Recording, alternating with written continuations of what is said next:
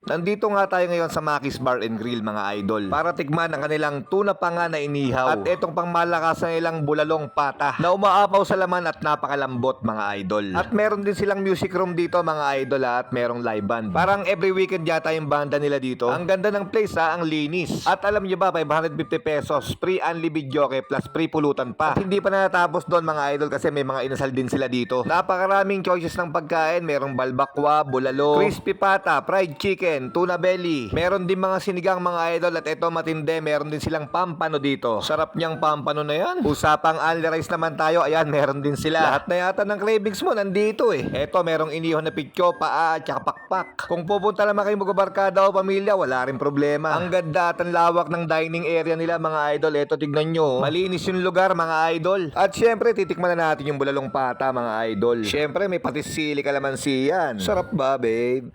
Sabi niya, hindi, mas masarap ka. Hindi, in fairness mga idol, ang sarap ng bulalong pata nila dito. Talagang pag kinagat mo mga idol, kumakalas sa buto tapos ang sarap din ng sabaw. Talagang sulit din yung pera nyo dito. Babalik nga ako dito para tikman yung balbakwa at saka yung pampano nila. Dito lang to sa may Sabarte mga idol, malapit sa Mary Homes. Pwede nyo ring i-waste ang Maki's Bar and Grill mga idol. Yan yung kanilang FB page. Yun lang, bye-bye!